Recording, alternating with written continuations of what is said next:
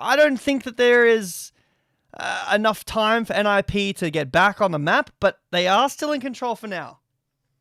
We are indeed. And now, NIP get back into business. They are looking to be able to try to siege down this base. They have a Nexus turret to their name.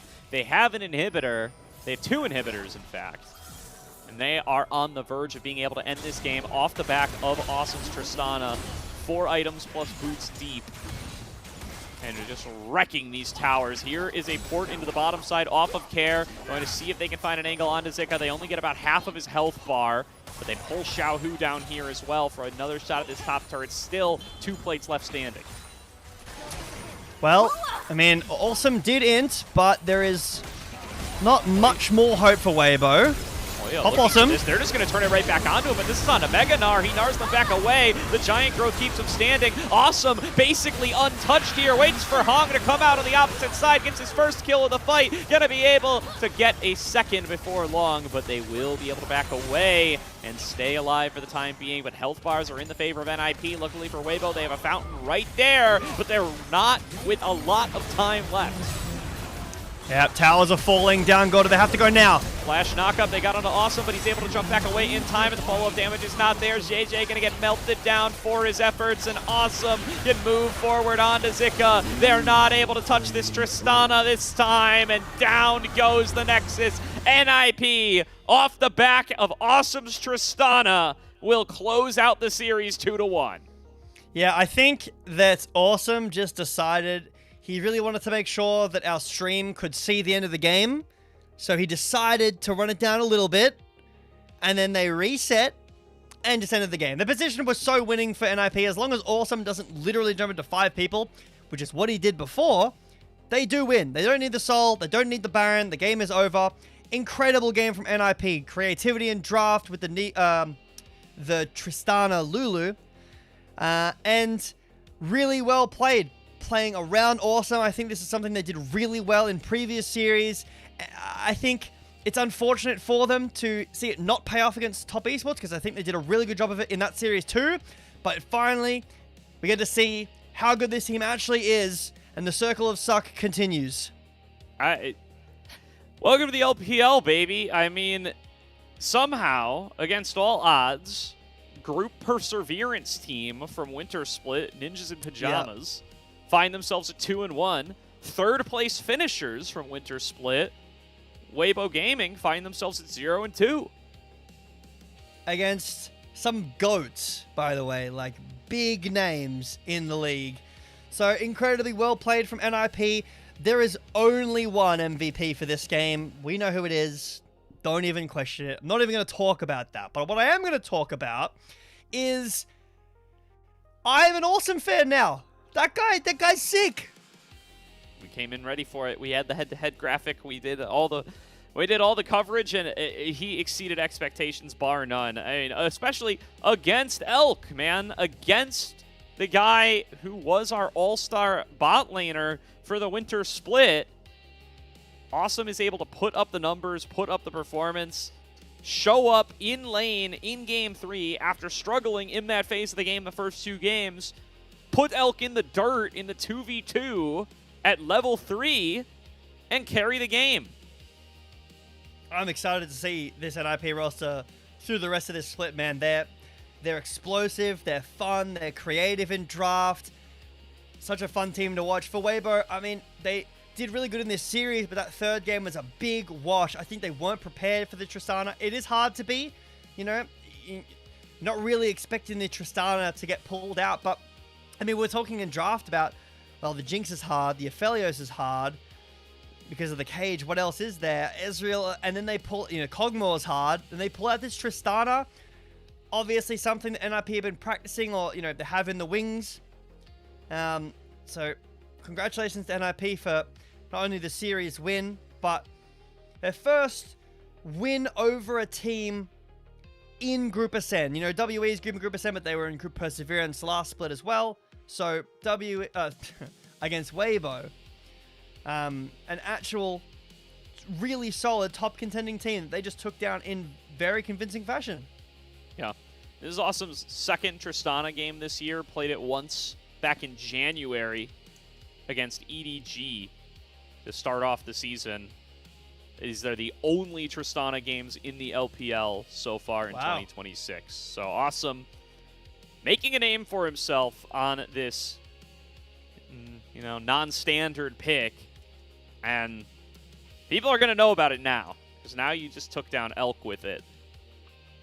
And I mean, the most one-sided game of the day so far. Yeah, it was a stomp. I mean, the kills. I think Elk actually had another good game on Yunara. This is another game 3 in which, sorry, another game. It wasn't game 3. The other one was game 2. Another game in which he's playing Yunara, doing his best, doing a ton of damage, participating in all the kills, and he can't pull it over the line with his team. From minute 1. Minute 2, when he got the solo kill under the tower, the 2v2 kill, this just kind of took off and never touched back down until the finish line. Yeah, absolutely. And I think we're going to probably get a replay of that team fight that we missed, so I want to make sure we give everybody the opportunity to see that one in and around the Baron. Yep. But we did get the back end of the replay of the fight in base, so you could see how Awesome bought us a little time to be able to catch the back half of this game here. But, I mean, every team fight comes down the same way. This is the one time they're really able to catch him, and it isn't just a straight mistake from Awesome. Yep. And you can see what it still basically takes a mistake. It takes an overextension and being able to get somebody in there on the flank. Here's this Baron fight. Yeah, this is the last fight of the game. Pop Awesome was good again, but Awesome stays healthy. They finish the Baron. Awesome stays healthy. No one's hitting him here. And then he just unleashes with these resets. It's a tough game for Weibo. They don't really have a ton that can actually lock down the Tristana you were talking about earlier. There's really only the Ani-stun for solid engage onto this Tristana. And you can see here, Awesome is playing at this perfect distance where he is in their face and not quite doing this one he was 2 in their face. He died, but just in their face enough throughout most of the game that he's baiting them in, playing on the edge, getting all the resets possible, and ends up with, you've got to be happy, with a really solid win over a team, like you said. It was third. Yeah, just straight up third. Really, really good stuff. NIP, I mean, hard to argue with the results here. They take a game off of IG last night. They take the series off of Weibo right here. I mean, this is a team that's tussling with the teams that were in Ascend last split and showing that they belong here this split. That's what you like to see. Passion. That's good. I love that. I mean, it's an awesome pog for this game. I'm assuming we're going to get the interview, so we probably won't have a chance to see it before we go to break. But I assume my vote for this game for the pog would be Awesome. And then of the series is probably Guwon. Could be Care as well. Had a really good series. But I think NIP played well across the board. I really didn't feel like there was a weak member in this series on that team at all. No, not at all. Really good performance as a team from NIP. Needed all of them at one point or another, and they all showed up and did their jobs to be able to get this win over Weibo. Huge congrats to NIP. As you were alluding to, that is going to do it for our section of the stream here. We're going to have Yanni and Melvin come in to take through the remaining series for the day, but it's been a pleasure. Stay tuned. So we've got another one coming back on up here as BLG take on WE.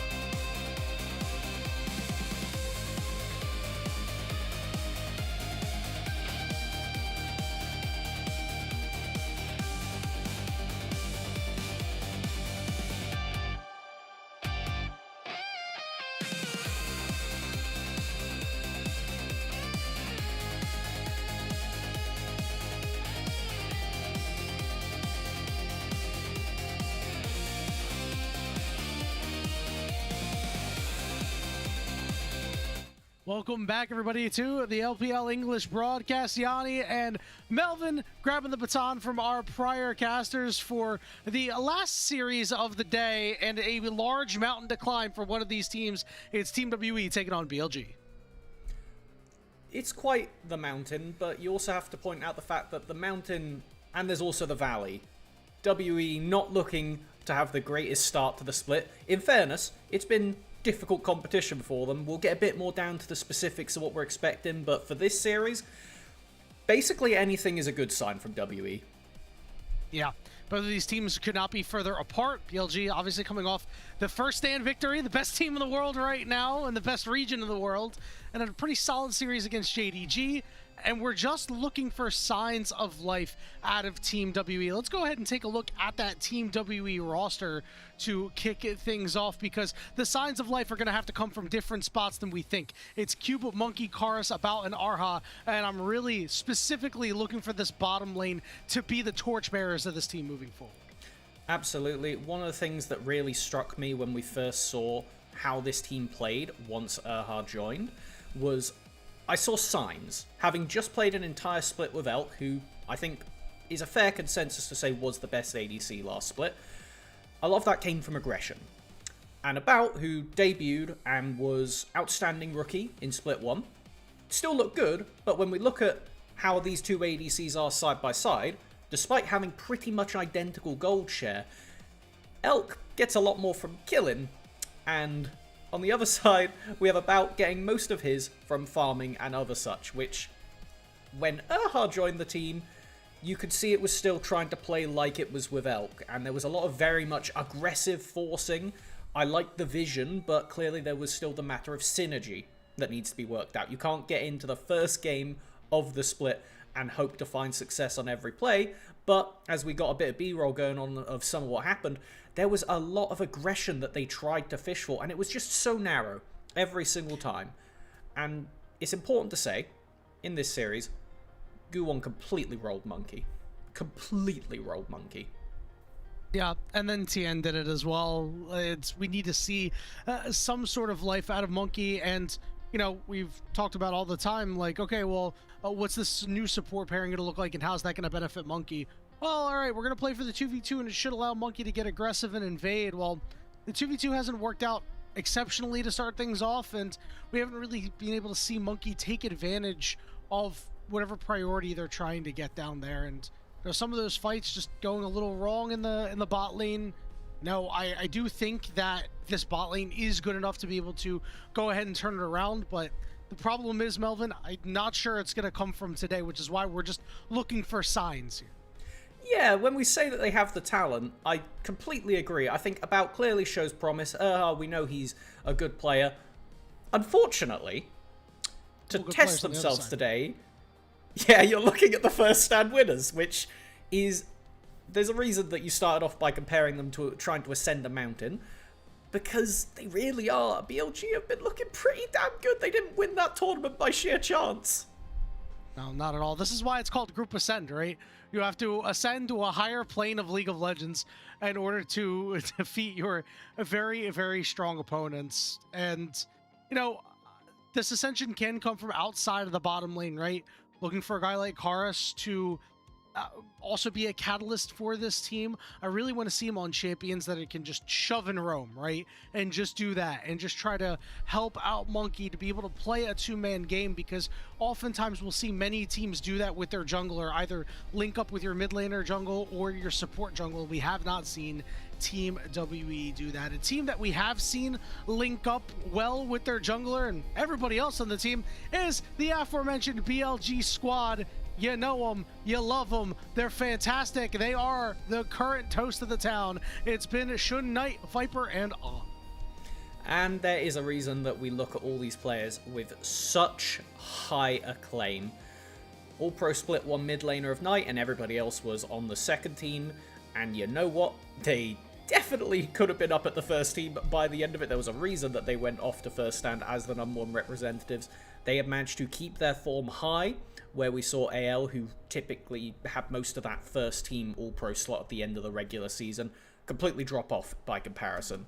And BLG have continued that momentum coming off a first stand. They really revolutionized playing through top lane and giving Bin the ball, and he did not drop it. That is 20% first blood rate between him or getting an assist in the first blood kill, and he did not get first blooded a single time at first stand. Crazy work, and really shows how BLG have shifted their style to really put him as the spotlight. Best top laner in the game right now, and this is something that was sorely lacking from BLG in 2025.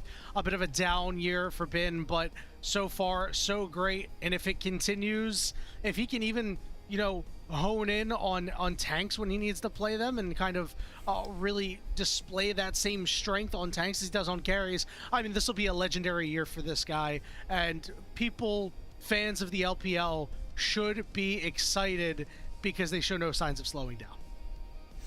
It was truly incredible to watch some of his plays, and even just this one coming back and then going against JDG and finding 1v2s on Renekton, who should be a pretty found out champion, right? Like, we've seen this guy so often, and yet Bin can still get creative stuff done. And when it comes to looking at the team come together, Shun has been so good at driving weird intros to fights, looking for engages, and enabling a completely split style where everybody on BLG can come together and just play their role to perfection. He just has this crazy high amount of trust in his team to make the play, and I mean, why wouldn't you when you take a look at this roster from top to bottom, right? But just having the ability to start something, stick around for as long as he can, knowing that the rest of the squad is going to be there to pick up the pieces afterward, is not something that every jungler or even player has, that level of confidence in their team. So I think that's why this team works so well. He's the heart of the team, he's the glue guy, but he plays damn well himself. So it's just a perfect recipe for BLG, and I really hope that we see that continue moving forward. Obviously, today shouldn't be too difficult of a task for them, Melvin. So I want to talk about what we want to see them do. I want to see them flex their muscles a little bit today. I want to see them pick some champions that their players historically haven't been that great on. Let's get Azir in the mid lane for Knight. Let's get Corki coming out for Viper. Let's get Shun on Ambessa for the first time. Let's not go too far with the Knight Azir, but the rest of it I could get behind. No, I do agree that when you're playing first versus expected last in the group, you should be looking for these as opportunities. How greedy can you be? How much can you use this as on-stage practice? Where have you been making mistakes that you can really hash out? And from what we've seen of BLG, particularly in their first and only series back so far, there were two main mistake areas I picked up on.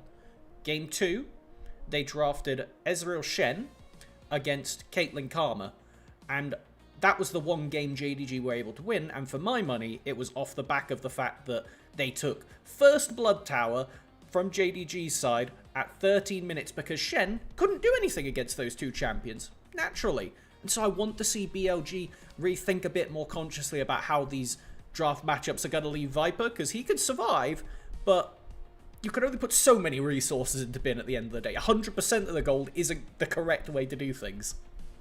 Yeah, no dominating lane Ezreal Shen, I'll tell you that much. You know, if they did something like that today, if they wanted to run it back, you know, I would understand that a little bit more. I mean, I think it's pretty disrespectful to try to run a lane like that into JDG. Big reason why they lost, but I suppose testing against the best opponents that you can get in the LPL might be a better way of figuring things out. Could have drawn some wrong conclusions if things had gone really well against a lesser team. As we saw all the walkouts and everything, it's nice to see that Team WE looks like they're in pretty good spirits, all things considered, with their rough start to the year. Oh, I mean, when you look at how it's been for them, they had such a great journey to get here into Group Ascend in the first place. They were behind NIP in their initial group last split, and then went up, lost to TES, beat LNG, barely managing to push themselves through, and then just got kind of washed out of the playoffs. So this is a time where we need to see what this new WE roster actually has and where they can really form an identity. Because we talked about what BLG can get from today. Test some of those more egregious, let's call them, strategies. Because you could play it out in a way where if Pantheon just spam ganks bot lane, Caitlyn can't play the game. Sure, that works. But now is the time for BLG to figure out what can we get from this, how can we make these comps more consistent. Whereas WE, they just need to get the ball rolling. Because you were casting over yesterday's matchup from them and TES, and if you had to put it into a sentence, how do you feel about WE after that series? Not great, to be quite honest with you. It was a real struggle for them. I'm going to be completely honest. I have not seen anything redeeming from them yet, which is a problem. I have not seen them pilot a composition that I can say, this works for them. So we're still even looking to find that, right? It's not like, oh, well, they can go play, Monkey Skarner and then, play Karis as Akali, and it's all going to work out. We haven't seen that happen yet, Melvin. And, I wonder if they're going to try to adopt, hey, we'll play what we're good at, as opposed to these great pairings, right? Because would I really trust them to execute on a Zen Seraphine Ashe compared to Monkey on his Pocket Pick Skarner and Karis on that Akali, as an example? I think I might prefer that at this point. I completely agree with you, and I mean, as a really potent example, what we just saw in the previous series, Awesome pulling out the Tristana and effectively solo killing Elk at level 3. So, if you pick something that is comfort to you and something that is a bit not necessarily to be expected in the current game, in the current meta, you can really make a lot happen. As we're into draft now, let's take a look at where those angles come out. All right, Karma getting taken off the board. They are out here banning Azir, so Knight's not going to be on that one, and really making sure that any bot lane priority that About and Arha are looking to get is going to come at a price and is going to be difficult to obtain with these bans. Okay, we have WE on blue side, BLG first picking. What is it going to be? Where's that priority going to fall? We've seen Jarvan as something that's been picked quite a lot early on into these drafts. Orianna is gone, so that does leave Ryze as well, the common mid laners. So now, question marks appearing. Bakaris, where do we default to? Do we take a typical control mage match? Cassiopeia has been buffed a few times. The Aurora decent flex is something that we've seen in play, and gave one of the few quite promising plays in their first series where he went in, solo killed the enemy jungle while they were taking Dragon and nearly stole it. So we will be seeing that retained. Not bad at all. Yeah, I like it. I think the ability to just make a wide-reaching impact in some of these fights is going to be really important for Karis. I am worried that he might get shoved in a little bit by Knight and not be able to roam as effectively. This Jarvan coming through for Monkey is a great start, right? Well, let's go through and flag and drag all around, make some plays happen, get some assists, and at times you don't really have to worry about your clear as much. Absolutely, and it's also something that I think, when I was trying to imagine how WE really makes a comp nowadays, Jarvan was a champion that kept coming back up in my mind. If you want Monkey on something that can be an early playmaker, can allow him to go for some of his egregious invades, but preferably on the bot side, and then set up for ganks to get About and Erha into a good state of the game. So far, what WE have looked good for let's, take this mid duo and go the hell to a side lane and make something happen there. We do have the Varus match, and now thinking about whether we're going to get a top lane blind here or potentially a bot lane pickup. It will be the Jace locked in. All right, we'll see what changes with BLG strategy. It's likely that this Varus is going to go to the bottom side, but Bin hasn't played the Varus yet. We did talk about wanting to see BLG flex their muscles a little bit. I'd like to see him on this champion at least once during the season. I really like what Team WE has put together, but I am worried for a lot of their fights. You don't have the member of the team that can stay in these fights for too long. It's really only Bruiser Jarvan. This does mean that they are pouring more resources into Cube, and they tried last time out, and it did not work against Top Esports. And I fail to see why they're going back to the well here, Melvin. I'm a little upset at that.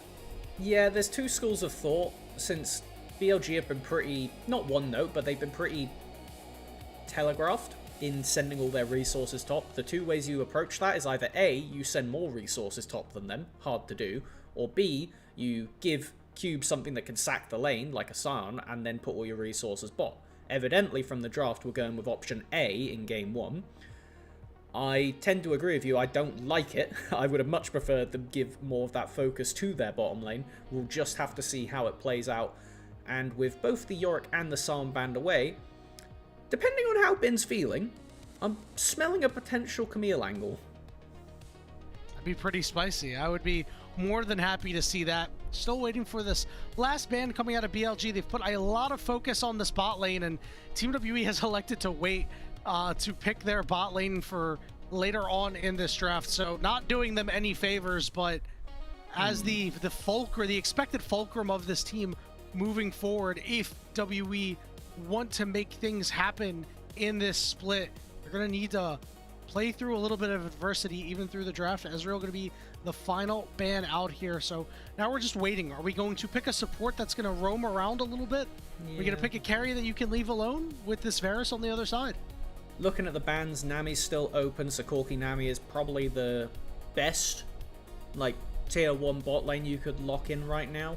Lucian Nami also fine, if that's the way you want to go, and I don't mind it considering how much go forward the WE comp is as of current. They are very much one to be running at you. I don't expect On to steal away the Nami here.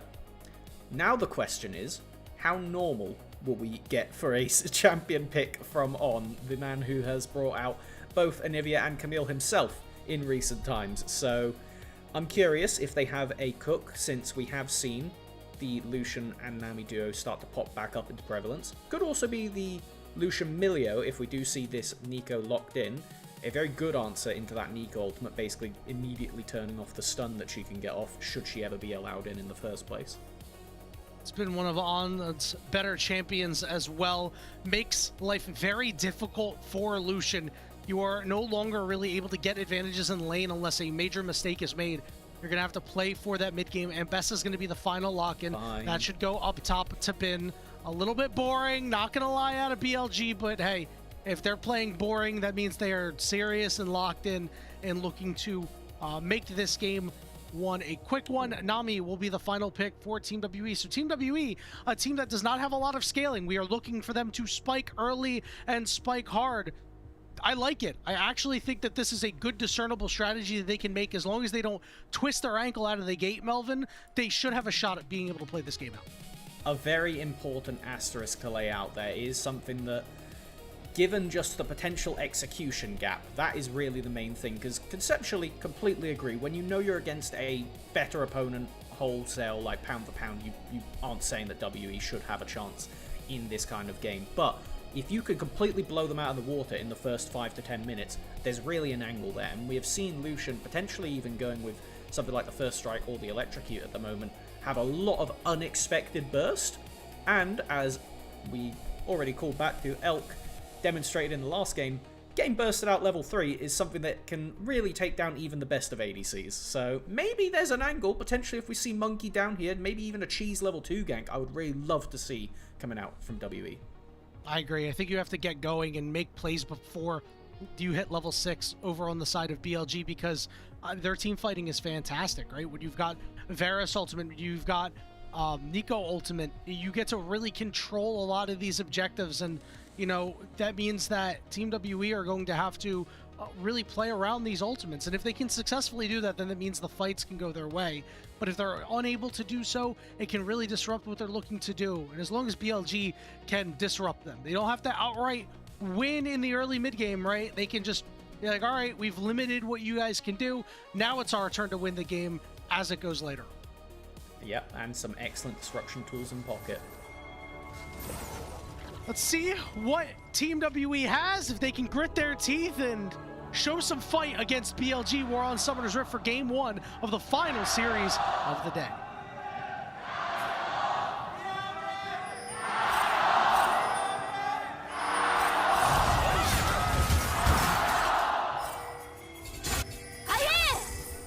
That guy sign saved him.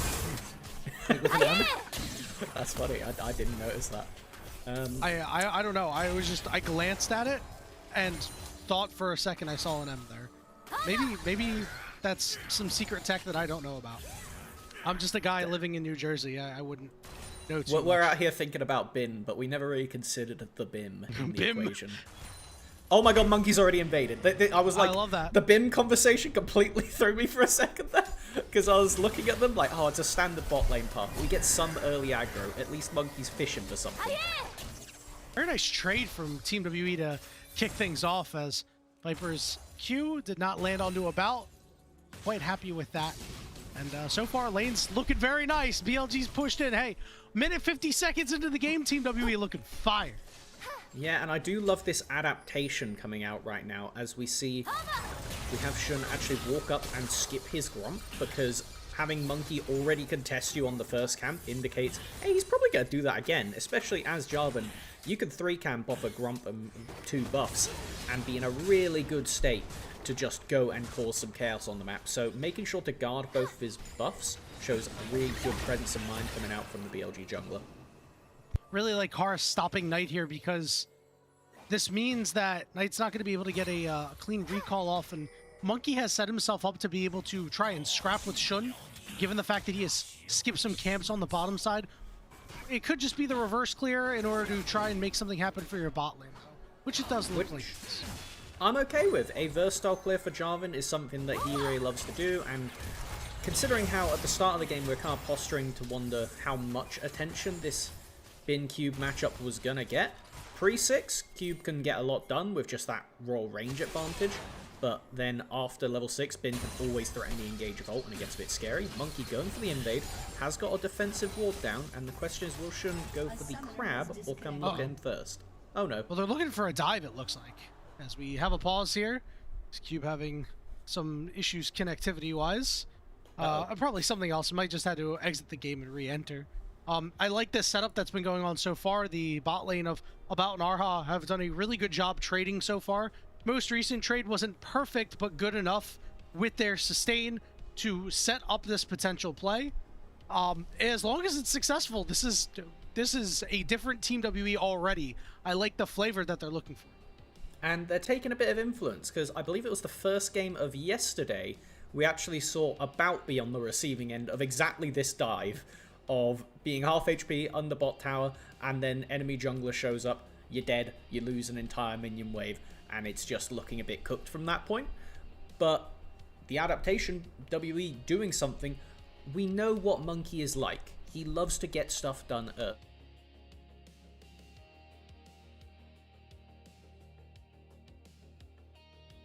As an option for them of, okay, let's use Monkey's aggression, but then refocus it to make sure it actually pays dividends for the laners. So hopefully we're in a good state. Yeah, and honestly, as long as you go 2 for 1 here, you'll take it. You know, obviously you go 1 for 0, 2 for 0, fantastic. But a 2 for 1, where you get at least one of these kills onto your Lucian, you are in really, really good shape, because you then can kind of leave your bot lane alone and say, hey, just as long as you protect against Shun trying to come down and make a play, I can now go elsewhere and go help our solo laners that have a little bit more oomph to them in this earlier going. 100%. And when you consider the potential denial tools of that Zinza ultimate, of that Nico ultimate, it's something that is really important to make sure that those champions pretty much die immediately after using those tools. And you only get that by snowballing your damage dealers on WE. See a lot of the faces of BLG saw on for a second, just kind of leaning back in his chair. A strong exhale. Maybe he knows that, like, hey, we might be in a position to get dove here. You know, while you can't communicate about the game, you can think about the game. And, yeah. Any extra time you get, you can be like, wait a minute, something doesn't seem right. You can still see the monitors adjacent to you. Yeah. So that's always something. What's going on over there? Listen, I think looking at monitors or screens was something that was punished way back in the day. Good old Zubu. Was that a Zubu Frost? I think it was a Zubu I think Frost. it was, yeah. Was it versus TSM? Yes, Zubu Frost, Yeah. TSM, and it was Woong? I can't remember the pronunciation, to be honest. I'll trust you. I remember the anecdote. I'm an old I head. couldn't remember I'm the an old head. specifics. I'm gonna be 31 in 2 days, and I've been playing League since 2013. Here comes the dive. Viper's in trouble. Viper goes down. It's first blood to About, and it's a simple and clean 1 for nothing. A swift execution also draws Shun back off of the crab, back to his grump as well, but it looks like Monkey won't be going to collect that one, just going to happily clear through his jungle. This is great, this is really promising. Cube also getting an incredibly favored trade topside. Yeah, Cube looking good. I mean, you know, this is the ranged in a melee matchup. You are going to get the better of Ambessa in the lane, but when it comes to side laning later on is where Ambessa really starts to shine. We'll see if Cube can do what he could not last time out, build a lead and make an impact. Now, Cube has traumatized me a little bit, and it was a matchup same. against 369 where I watched him dive under tower relentlessly and throw a lead that he had built up. As I'll This cut is back to the crazy, current. by the way. That was I such love a this. good sidestep by Shun. Arha immediately flashing. He saw a glimpse. He was like, Monkey's I gotta get coming out of down, here. though. But now, yeah, but I don't think Monkey's gonna get here in time. About and Arha trying to do what they can. Good dash from About. Still has that barrier available for himself. He will use it, will go down. Viper quite low. They made it a 1-for-1. And you know, it's gonna be a 2-for-1 in just a moment. That auto attack wasn't quite gonna kill. The Viper has nowhere to go. Oh, that was absolutely beautifully executed from the WE bottom lane, though. I hope we get a replay just to point out how well About played that to really guarantee there was going to be a 2-for-1 in WE's favor, which is a sentence I don't think we were expecting to be saying or even fathoming coming into the match. So this is already incredibly promising from the team that we really needed to see something from. Yeah, and I think a lot of this stems from BLG being the best team in this league. Let's call it what it is. Have a tendency to get aggressive because they'll be like, hey, we will hand check everyone. This is a team that really likes hand checking people. So when you're going up against this composition of Team WE that has a lot of early power to it, if you make these mistakes, they're going to punish you for it. Absolutely, and with the amount of like love tap nerfs that we've had to the Lethality Varus over X amount of time, they just keep coming because, you know, we keep seeing the Lethality Varus. It's really good, but the more nerfs that we get to it, the more and more viable going for these early aggressive plays are, because it's all those base stat nerfs, those really just making sure he's not as oppressive in lane, not able to get as much of a lead. And when you're playing against Lucian Nami, well, they are very scary and very happy to take advantage of a weaker laner. Dragon on the board here in this game. It is the Chemtech Drake. We'll hold that thought for a moment as Bin went all the way in onto Cube, but is not getting the better end of the trade for now. Good job there by Cube to hang tough. But we'll see what the move is going to be objective-wise. See, Grubs are not going to come up for about 2 more minutes. As Battle's going to go right after Viper with a solid trade back. Heal getting burnt as they want to keep this play going. The flash root onto Arha, but Shun is not able to get to the play first. Yeah, you could see he was like really debating going for the flash wind becomes lightning to dash in there on the Zinzao, but called it off, wasn't confident that you'd be able to actually get the kill down. Knew Erhard did not have flash, but at the end of the day, it's a bit of a desperation play from BLG, I will say, and Q truly doing some work in this top lane. Let's hope he doesn't do that trauma event I talked about earlier. All right, Bin is electing to stay. That shock blast does not land. Cube has missed a lot of them. Now we're going to look for a turn here, but Cube taking a turret shot, so Bin is able to defend his turf. We have a play going on in the bot lane here. Monkey is level 6, so does have the Cataclysm available. On is very dead. Viper is in a little bit of trouble as well. Bubble gets dodged on. Here comes Shun and the Rise. Managed to find another kill here, so it's a 2-for-0 for now, but the turnaround for BLG is strong to even this play up. Will this turn into a bot lane mid 2v2 here? It looks like not. W don't want to take that chance. But at the end of the day, I think that W is still going to be walking away quite happy with that. Especially with where the wave died. That's a lot of XP and gold lost from Viper as Knight is now absorbing all of that wave. We do see BLG pivot their bot lane to go mid. Dragon's still up. And based on the start of this, it looked super winning for WE, but immediately, as soon as Monkey shows himself, we see on the minimap, Knight just legs it bot lane. Hang on, we've got more plays going on here. It's On getting caught out and taken down. About gets kill number 4. He already has a BF sword with a serrated dirk in the inventory, and you really have to worry about the snowball here, Melvin. Yeah, that is crazy, and the sidesteps that this guy's been putting out already have been super promising, and now we're fighting right next to it. Looking for Monkey, immediately blows him up. Tidal Wave coming through just a little too late, and BLG immediately fire back and can look at this dragon if they want. Oh, yeah, okay. I just watched the inventory of Monkey. He was sat on about almost 1,500 gold there before the base. So, yeah, just much weaker off than Shun in that instance. Okay, let's see how this goes with the first dragon being secured. It is a Chemtech, so it's honestly one of the more difficult ones to actually take. It will be a bit time consuming. Does give Monkey plenty of time to fish for a counterplay on the other side of the map if he does want to look at those grubs, or, sorry, I forgot it's Monkey, go for an invade. Yep. Well, you have the priority in the mid lane for right now with nobody else there, so you should be able to swipe this away, and it's likely that you're able to get some of these grubs as well if you want them. It'd be a very nice boon for Cube. It looks like it will be just the chickens into the grubs. I like this look here from Monkey. Squeeze out whatever value you can. Oh no. We have roots, we have CC for days, and About dashes out, will manage to survive, but Arha's on the wrong side right now. Cullen gonna get blocked, and Viper finds Arha. I saw the angle, what he was going for there. Aha was trying to walk out of the Varus Chains of Corruptions, barely didn't make it to the side, and then was just left to be, well, killed. There was nothing to be done there, no point burning summoners, but really heads up play nicely executed from BLG using those power level 6 buttons. Public execution, Shun is there as well, and Monkey is leaving his top laner out to dry. Nothing you can do. BLG has even up the kills, and they've taken the lead in gold less than 10 minutes in. And the BLG hands check is kicking in well and truly, as now it is just... I'm not going to say it's a matter of time, but we do need to see WE stay on the gas pedal, because if you let off, as we've seen in the past few minutes, BLG do take advantage. They know exactly how to push any neutral lane state. Oh, no. Oh, he takes the blast plant. Great sidestep from Viper. Heal going to get forced out. So Arha has not had a great time. Okay, he didn't burn Flash, though. That was the thing I was kind of waiting to happen. Come back into lane on half HP. Does mean that a fight is still doable, and more importantly, you can dodge away next time on goes for one of those super engages with the Nico.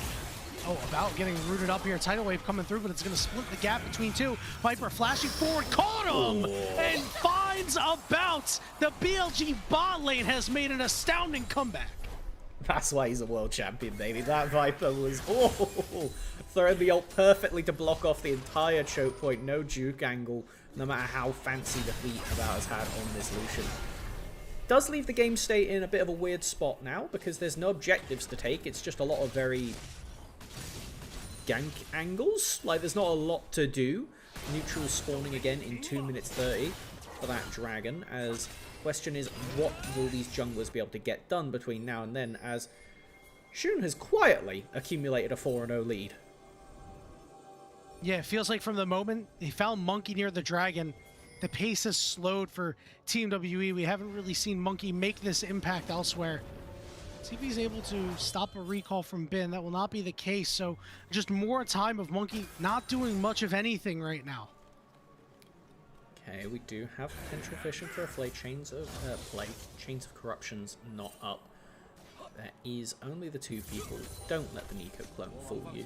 As, honestly, I think this is the best early game WE have had for the split so far. Do you think that's fair to say? I would agree, 100%. I think that they played the early lane very, very well.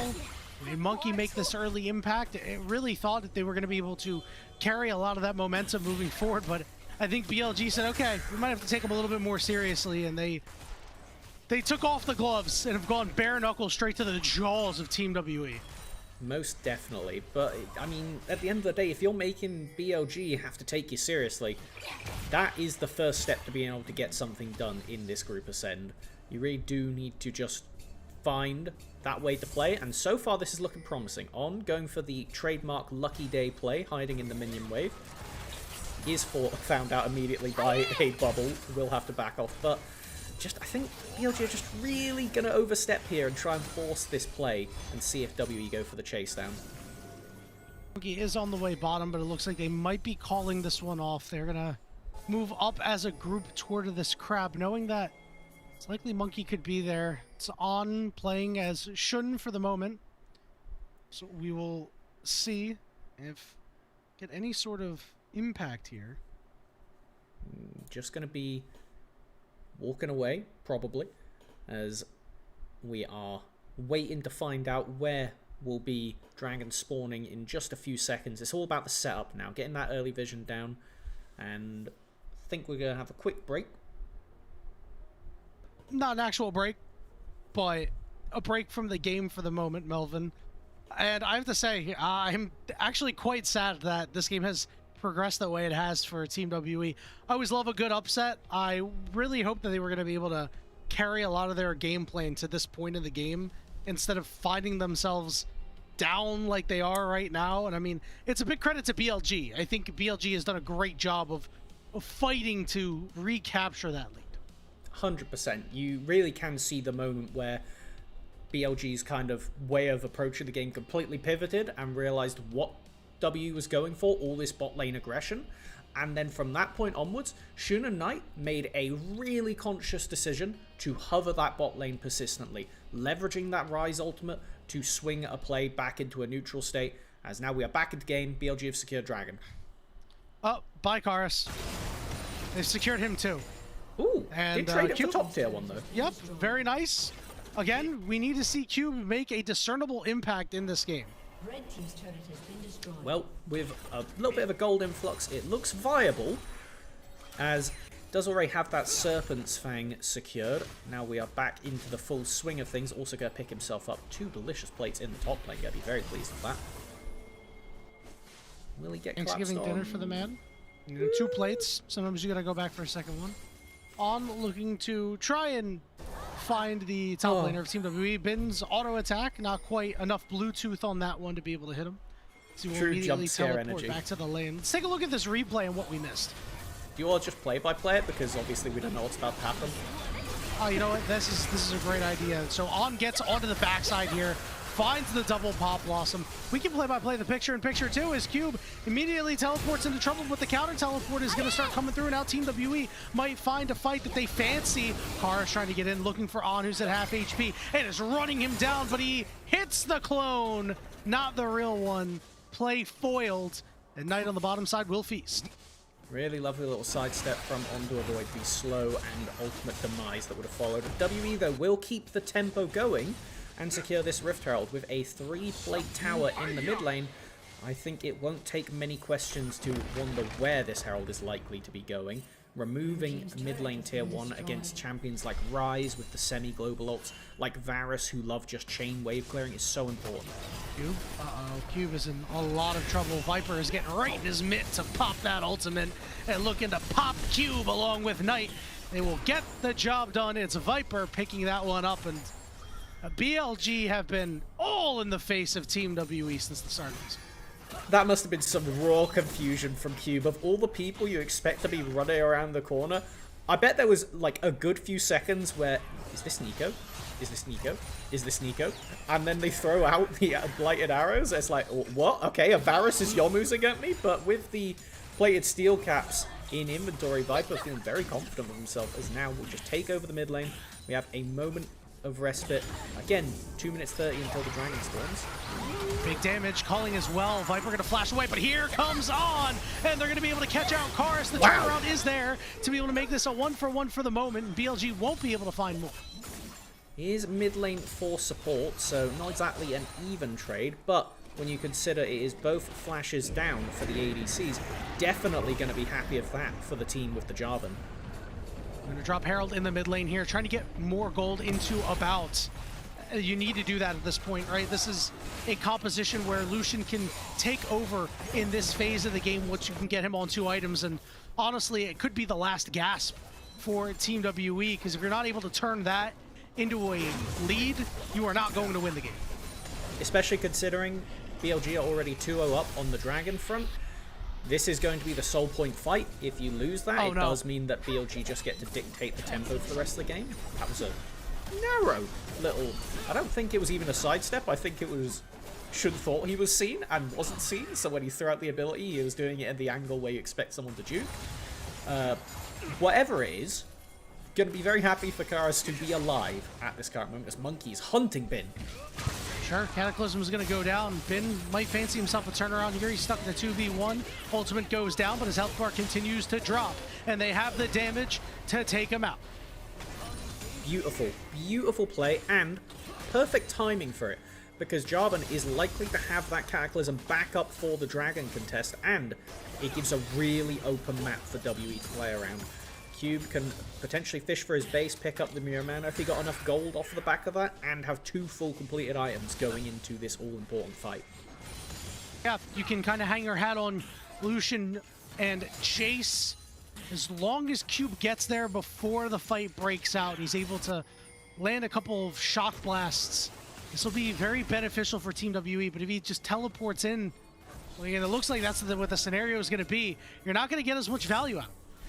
Okay, he does get the recall off first. Let's see what he ends up picking up in the inventory. Does he complete that item? Yes, he does. Okay, so now it's just a few stacks away from being done. Bin also has the TP, so can join both with the Unleashed TP, so the big shield will be on top of it. Keep an eye out for the ADCs. Reminder, neither of them have flash this fight. Cube able to link up with the team. Dragon has not been started, so this is a very good position for Team WE. First shock blast is going to do not much, but going to crack the Celestial opposition, while Bin will push on a side lane here and look to take this tier 1 turret. Be a lot of gold accumulated for him. He will be TPing away on Vision though, should he choose to do it, so WE have at least that heads up knowledge. Dragon's aggroed and Bin so far not looking for the teleport yet. Now he's going. Alright. Oh, he's going to teleport near the red buff here. Dragon at about 4,000 HP. Anna's going to be able to get on the backside with that Hex Gate. He's going to look for an opportunity here. 3,000 HP and dropping his Team WE are back off the Dragon a little bit. They're going to turn around, secure it by Shun, and now he's going to go into the middle of the fight. Public Execution gets Bin onto the back line, doing a lot of damage, and now we've got some trouble. Cube gets knocked up with a nice Pop Blossom, and Team WE cannot stand up to the might of BLG. That is an ace at 20 minutes in, and the Baron will be theirs. The man in the top lane makes it happen. We talked about disruption, and guess what? There's not more disruptive than Ambessa Madada landing on your ADC. Not much you can do. Team WE started this game out hot, and BLG quickly extinguishing their flames, and they are the ones on fire.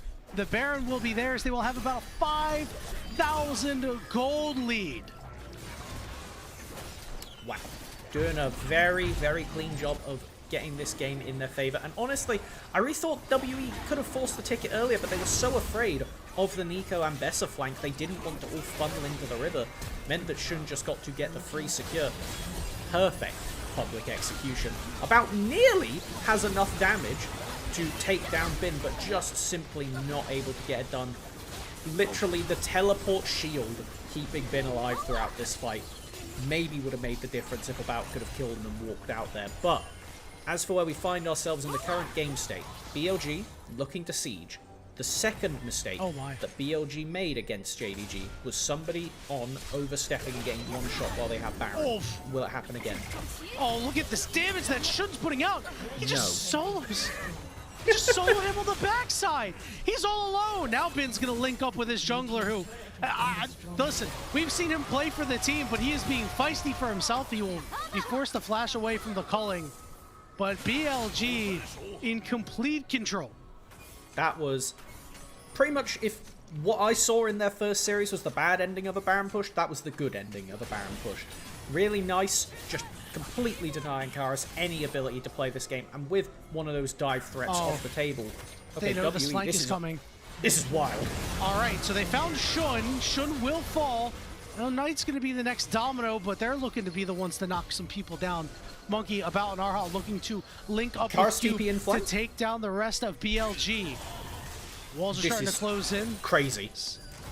All right, Karis is going to get around the corner here, but it looks like BLG's gotten back together, and Bin is shredding them like lettuce on that backside. Still relatively healthy. About flashes away, rooted up, and Knight will find him, and now Cube finds himself with a lot of enemy health bars around him, and he goes down next. BLG, these are the first stand champions. Even when they're down early, they still find a way to crush their opposition underfoot. Using that Realm Warp, they're going to walk it over to mid, look to knock down a second inhib, playing this game incredibly respectfully. I honestly could have seen them just Realm Warping the Nexus Towers and going for it there, but giving WE the respect that before this game, I don't think many people would have thought they deserved. No doubt about it. Monkey desperately trying to get to On. Viper? He's not going to be able to do so. Viper flashing forward. No fear out of the sky. Chains of corruption. Ouch! Karis will fall too. It's a double kill for Viper, but here comes about the bubble for the speed up. Ebb and flow calling, but here comes Shun, and about immediately has to exit. There is nothing they can do, but a teleport comes in, and Bin just catches Cube, says, all right, welcome, step in for the fight of your life, and you will not be able to survive Shun this back on the bot lane. because here comes On with the flash forward. Meanwhile, in the mid lane, no, we're going back over here. Cube's dead. We knew that was going to happen. Let's be real. Whoa, okay, well, I mean, it's good to see that WE continuing to try and force the ticket, realizing if BLG get a chance to reset here with inhib down, second inhib open, top lane wave state in the gutter, then it's probably just curtains. But with the Hextech Soul spawning for BLG in 30 seconds, it is not just their game to lose, but honestly it's their game to throw. They have to do something truly egregious and give WE a glorious way to walk this way down, because otherwise it's just done at this point. It's just done. This would be a throw of biblical proportions, and by that I mean half of the solo queue games that I play. And I really don't think that's happening here, Melvin. 8 seconds until that aforementioned soul is up. And I mean, BLG may as well take it, right? It's not like you have anything better to do at this point. Shun has decided he does have something better to do. Monkey does have Guardian Angel now, so even if he goes down, things should be fine. On over on the side with a nice Pop Blossom, and he manages to live through it all the same. Soul will not be on the menu here, Melvin, as it looks like BLG are going to end this game. Oh, Bin running forward. Why do I hear boss music as WE's Flashing just flashing? forward. All right, he misses his ultimate, but his big shield means that he will be just fine regardless. They will knock down Cube, pat some KDAs, and BLG just lay the smackdown on Team W. Holy hyphy. It was more of a game than I think we had any expectation of it being, but nonetheless, the designed result will come up. BLG take game 1 against WE. Now, we did say this was going to be difficult for Team WE. We did say we are just looking for Team WE to show us something. I have great news for Team WE fans out there. They did. They did show us something. I think that this is a strategy that they could replicate against teams not named BLG. Yeah, 100%. I think that the comp worked well. The game plan made sense. It let Monkey be Monkey. He went in for a level 2 invade, put the Fear of God into Shun, and then was able to play blind on the other side of the map. You didn't know if he was going to gank top. He could do 3 camp top. He could 3 camp into mid. He could just full clear and be back bot lane, which has ended up what happening. But when you add so many question marks to the enemy team, it means everybody has to play a little bit more defensive. You can't push for those super aggro trades, and that's the way that you compensate and let your laners get an extra bit of lead in the game. One thing I didn't like, and that still needs work, is that bot lane was solid, but About and Arha need to work on the later portions of the laning phase a little bit. I think there were times where Viper and On got the better of them in situations where they really shouldn't have. Even, with the lead that they had, they were not able to slam the door shut on that bottom lane. And I think if you're able to do that, we're looking at a very different game. Yeah, that 2v2 play is really indicative of when the tempos start to swing back into BLG's favor.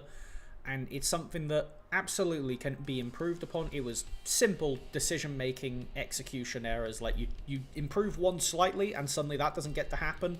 And then the attempted bailout of the play from BLG does not happen. Or, better said, against a worse team than BLG, that bailout doesn't work. Or they don't think to fish for it. But when you're against the hands checkers, you've got to be ready for the hands to be checked.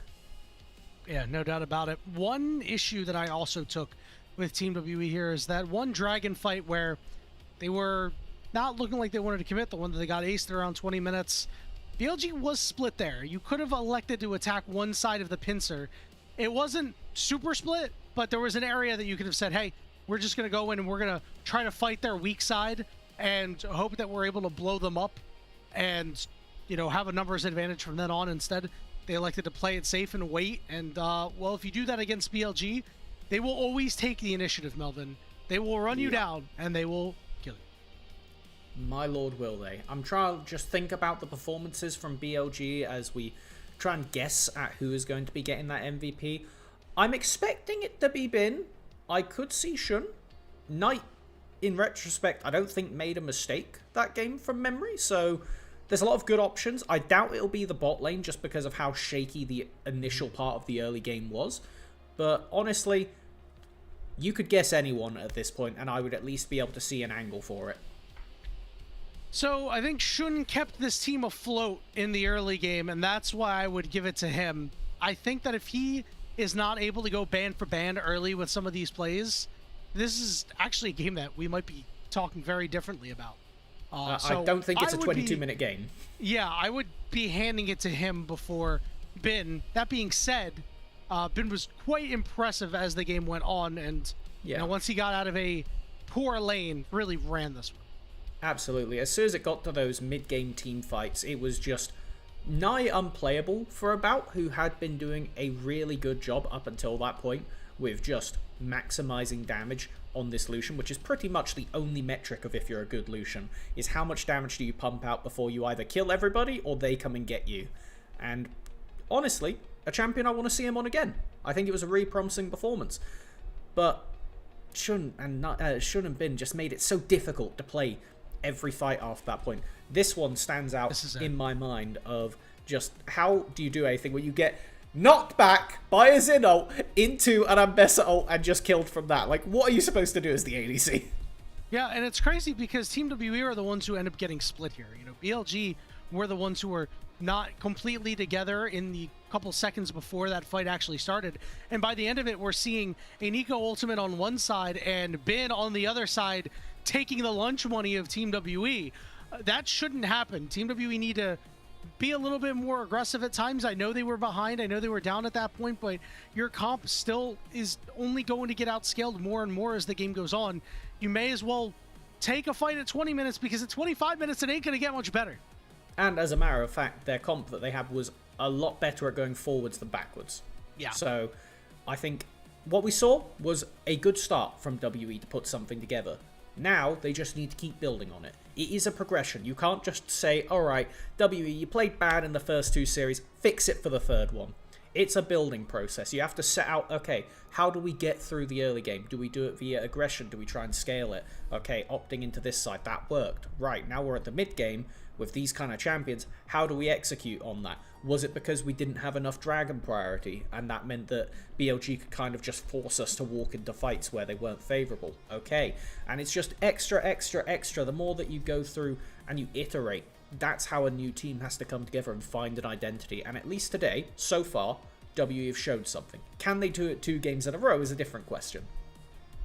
No doubt about it. And, you know, you had mentioned earlier in the draft about potentially going with the Milio, as we see Shun properly rewarded for the MVP. You said that maybe they would go toward the Milio. I think I actually would have really liked that because it would allow you to have Corki Nami for the next game if you want to go aggressive early again. So they will have to roll something else in the bot lane. Maybe they'll take a page out of the NIP book and go for a Tristana if they want some early aggression. That would be very nice. Spicy. But as long as Team WE has that identity, maybe tries to roll with it again, I think they might be in a spot where we can respect the gameplay that they bring today. With that, we are going to go ahead and take a short break. When we return, it'll be the Game 2 draft between BLG and Team WE.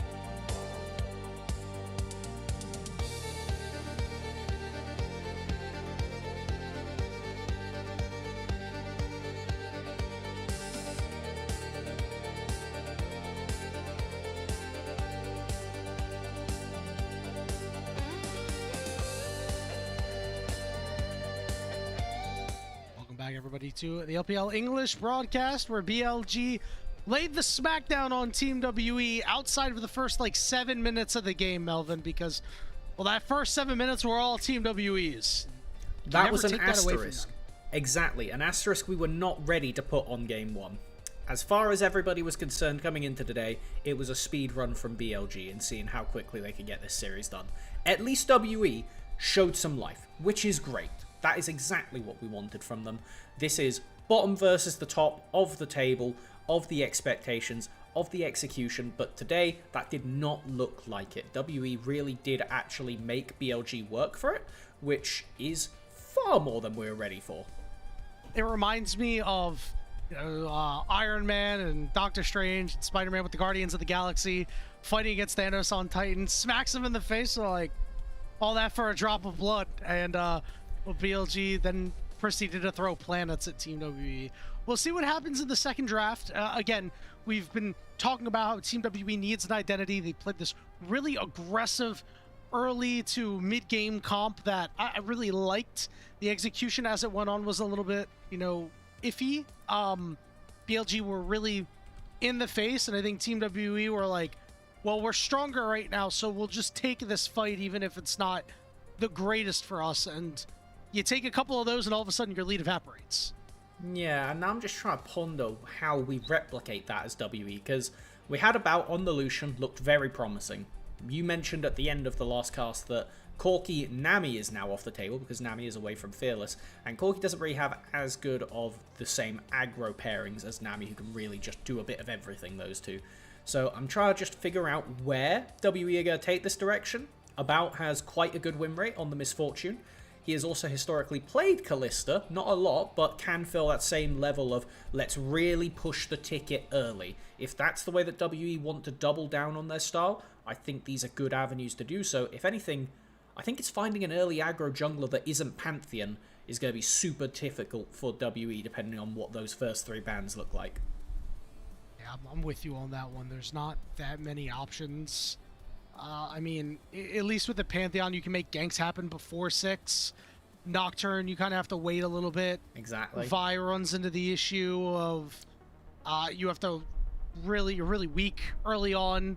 I mean, if you draft the Misfortune, it works, right? Because you get to just have lane priority. So we'll see what the move is going to be. Bans, slight differences. This Karma is getting taken away by Team WE. They're afraid the BLG are going to try to pick it early. Thought maybe they'd want it for themselves, perhaps. There's definitely something that is on the table, but not the highest level of first pick pro. We do get the Vi taken away.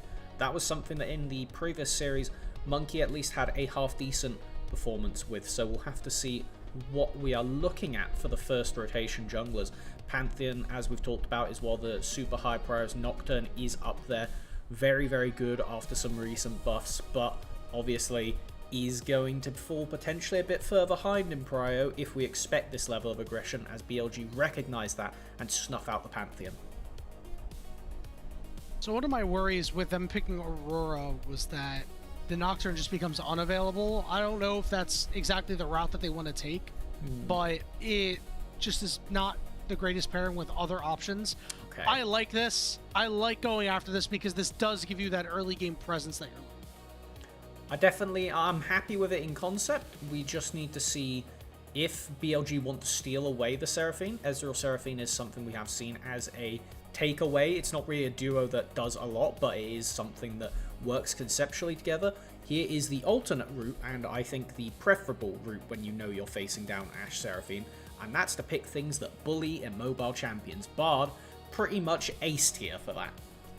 And something that can abandon your AD carry, right? Okay, well, my AD carry is going to play super safe, sit back, fire your Mystic shots, remember who you are, and I'll go do other things on the map here. Yeah, it's definitely on the table. Yeah, the Snar Hover, we'll see if they want to go ahead and lock it in and just give Bit a champion that will be pretty good in all matchups. Would make a little bit more sense to go on.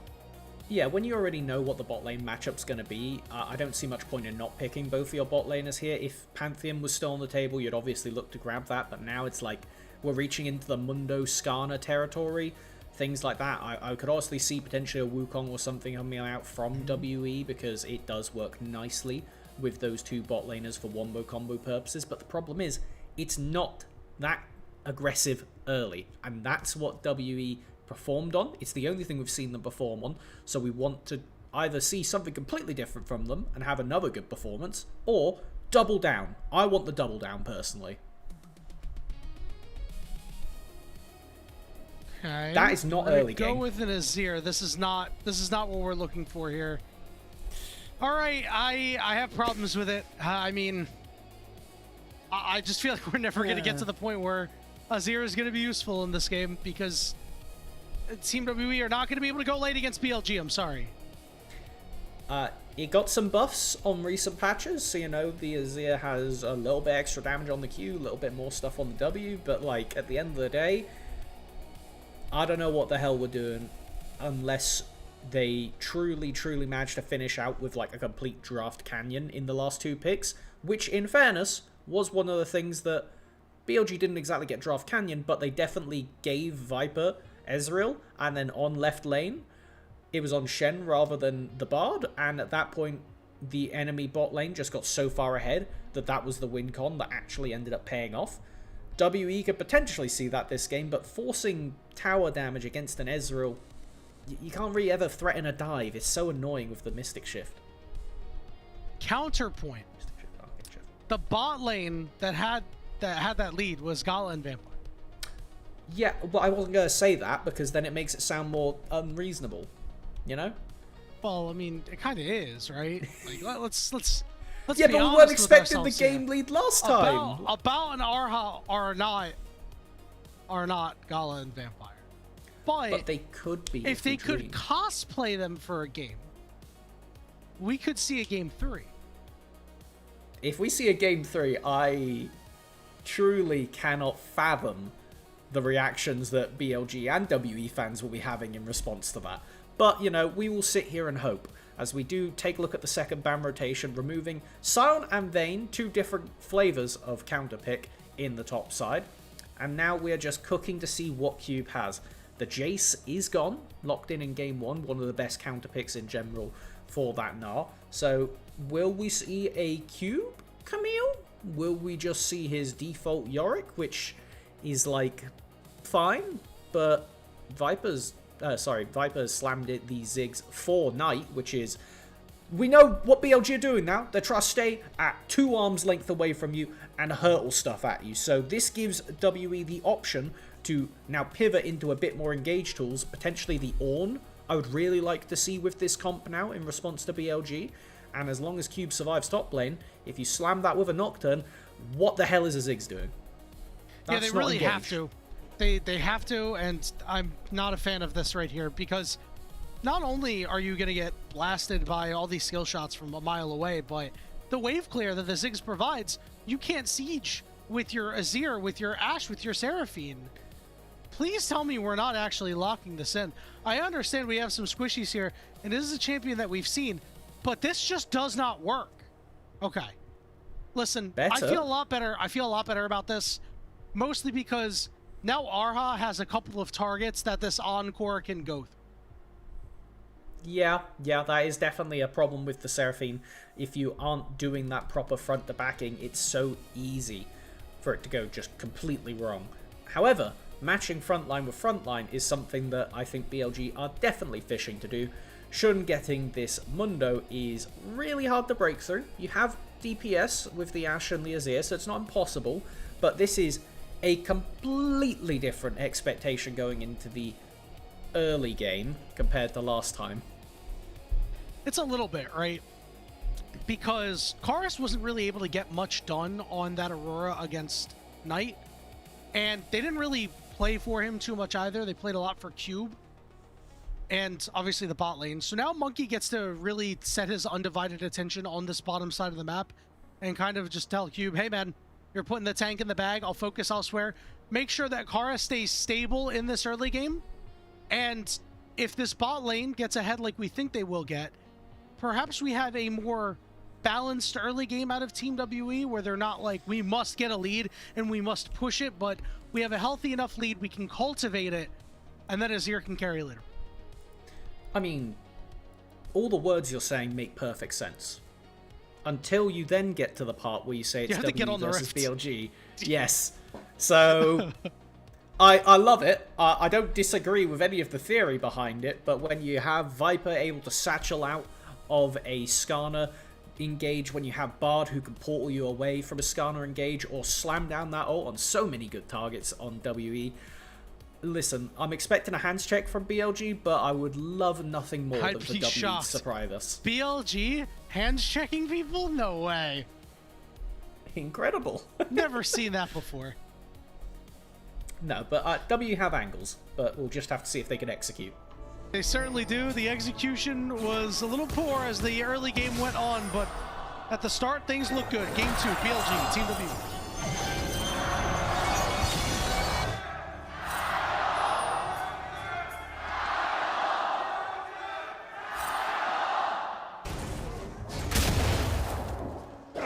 Both teams get a little bit of juice from the Gyos. We love that no matter what. Honestly, if I were there, I'd just be Gyoing for both teams. Of course. Don't care who wins. I just want to see some League of Legends, baby. It's all here for atmosphere, and already there's something to talk about because we had On go top lane immediately and slam down a ward in that top lane bush. Cube did see it happen, but it means that now the Cassandre really can't walk up at all. Normally when it's range versus melee, the only way you get into XP range is by sneaking into bush and then saying, alright, you have to burn your ward on this, or potentially risk getting ganked by some early Gs. The fact that On did it means that Bin can play as aggressive as he likes, which is very, and have no threat really whatsoever. Yeah, really nice. And, you know, if you're worried about Monkey taking some creative angles, Ezreal can just burn the ward there. Why? Because you know damn well that Ash Seraphine are going to be in that front bush. You know, if they're not, I mean, I'd be surprised that we can already see that happen. What are you here. doing then? Yeah. Right, Monkey looking for this creative angle. I really like it. Karus is a level up right now. Here he comes. He just levels up to 3, but shoves him right in. That satchel is going to go down. Knight will take a lot of damage for it. Gets slowed up as well. A solid first gank from Monkey. Really, really solid. Just losing that HP means that now Knight has to heavily consider TPing back in before the Scuttle Crab spawns. Otherwise, Monkey and Karus should be able to take control of both sides of the map. We already know where Shun is going to be looking. There is a ward that should spot the Mundo out. Pretty much the exact opposite of the amount of map mobility compared to that of a Skarner, but there is a Bard to compensate. Portal is on the table. Shun showing up here, just trying to relieve a lot of pressure. Here's the Bard portal. He is going to walk up, throw a cleaver, walk away, and On. Perhaps getting a little too aggressive there. Shun says, I'll go in for round 2, and they're going to force the heal of the WE bot lane. Corporate Mundo calling in some overtime on the lane that is going to buy BLG some necessary space. Really trying to avoid the incident of last game where WE just got to kind of walk over the bottom lane. And now, that Monkey just continued to full clear. Will we get a dive Still here? here. Yeah, because they're up against the wall, so if On can get a stun off, About flashes, looking for On with the turn shot on top of it. Oh Gets my god. first blood. Shun's gonna fall down as well. It's a double kill for About. This is the second time in a row that About has played a tower dive immaculately. And yeah, like to simply put, 2 kills in Ash's pocket. The wave is just barely outside a tower. I don't know if that is going to crash. It's looking like it's going to hold, so not even going to miss out on that much fun. Really happy for that walking to lane with a BF sword at 4 minutes. Wow, that is huge. I mean, that time investment for Shun not paying off means that Monkey has a good idea of where he's going to be at now, and it's going to be his turn to go and try and make a play somewhere. So he's finished clearing out on this bottom side, so really, really nice start for Team W. Enforced error from BLG. Question is now, what will WE actually be able to get done with that lead? We do have, bless, a cleanse for Viper. Something that I think ADCs are getting a bit too liberal with not taking the cleanse and respecting this duo at the moment. It is something that can really just lose you the game or stop you being able to play forward, but we know Viper really loves playing weak side at this point. It's Knight taking heavy trade. Yep, both sides getting low. Karus is forced to flash away. Knight doing a very good job, one of his favorite picks into Azir. Yeah, like, we know that Ziggs is a counter pick to Azir, but I don't think that is strictly why of just trading raw auto attacks in melee range. Oh, hold he's on. not looking. He's not looking. Oh, nice satchel charge there. It disrupts Knight's back, though. That is a lot of time lost. Yeah, not going to lose to Shopkeeper, but will still be recalling here. I'm curious if he's going to have enough for the Lost Chapter. That really dictates how the lane's going to play, if he'll be able to just sit in lane. Okay, he's got it. Expect Knight to only be pushed out of lane when he chooses to be at this point now. Not a whole lot going on up top. We are going to see an all-out come through as Nars in mini form, but we do have more plays coming on the bottom side. What a nice stun there by On, right on top of a bounty. He's got no summoners to keep himself upright. Really good they knew tower dive didn't go so well. Let's just not let him make it to tower. Excellent execution. Q got slowed. This is bad. Slammed up against the wall. Gigabin is close to making the play, but Monkey will show up to save the day for the moment. Okay, and that was Bin just playing so respectfully, early flashing away from Cube as soon as he goes all out, and then just using that HP lead, holding the Cassante at range, and in the end, doesn't manage to counter-force the flash though. So, this will leave a potential play angle for Monkey and Cube up in the top lane, as now it is a contested grab. Yeah, Monkey's not going to be able to get it. And one of my worries here is that Monkey's first 2 times that he showed up did not actually yield anything. Well, he had that solid gank in the mid lane and didn't get anything. Let's take a look at this play again. Beautiful stuff by On. You know, he is using the carrier skin, so makes sense. Yeah, that was pretty sick nasty, really. Like, what are you supposed to do about that, Ash? Absolutely nothing. Don't be that far up forehead is the best you can really say there. It comes down to just, yeah, play safe. Play safe, ADC. Like, go on now. Anyway, though, back to more serious stuff. We do have the Dragon available.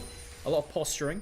It's going to be kind of a mad rush to get level 6, considering we have the Ashe Seraphine, and On, being Bard, is behind on levels, so we don't expect to get that Tempered Fate coming in for the first Dragon contest, as now Shun pathing over here, Monkey already on this side of the map. It is really a matter of time. WE have a lot better tools for taking the first Dragon between Azir and Ashe, but it is not impossible for a Mundo to be portaled in to the pit for an easy steal. Really difficult position for Arha to be in. He's less than halfway to level 6. He doesn't have the ability to actually go soak EXP anywhere, right? So his ultimate is not available for this Dragon. That is a huge loss. So you're really relying on Monkey, on About, and even on Karis to make a play. We have a lot of on-the-way pings as Monkey's going to show up. On's going to portal through the wall. We're still split for now. Shun is a level up on Monkey.